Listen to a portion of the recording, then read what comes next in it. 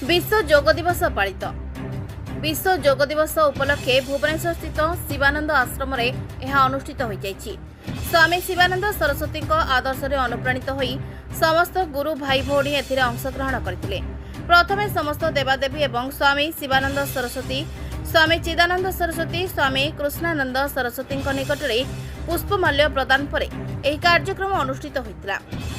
दिव्य जीवन संघर सभापति श्री राधाश्याम दास, उपसभापति श्री नरसिंह आचार्य, संपादक श्री रमेश चंद्र पंडा एवं समस्त वरिष्ठ गुरु भाई प्रत्यक्ष तत्वावधान में यह आयोजित होता।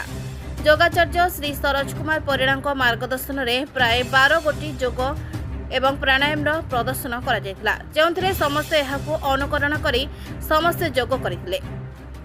आश्रमर अन्नपूर्णा माताजी एवं अन्य माताजी द्वारा भजन एवं श्लोक आवृत्ति सह यह कार्यक्रम उद्यापित होता। सरोज कुमार परिड़ा एडवोकेट आज डिवाइन लाइफ सोसाइटी अशोकनगर में योग शिक्षा मत आमंत्रित कराइला। मु आसिक समस्ते वरिष्ठ सदस्य और सदस्य थे योग शिखाइली।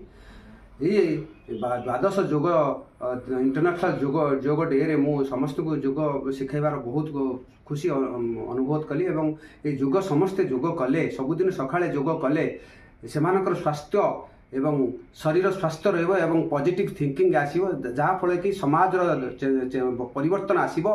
मु नरसिंह आचार्य, उपसभापति भुवनेश्वर डिविजन संघ शाखा। आज विश्व योग दिवस उपलक्षे आम आज योग दिवस करूँ। मो पाखे योग गुरु अच्छा उपस्थित अच्छा आम शाखार विभिन्न बहुत सदस्य ये योग दिवस योगदान करते।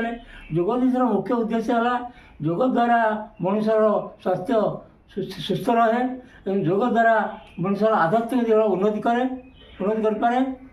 यह हूँ आज आभिमुख्य। समस्त भूमिष्ठ प्रणाम। आज इंटरनेशनल योगा दिवस मो डिविजन संघ भुवनेश्वर शाखा संपादक श्री रमेश चंद्र पंडा कहूँ।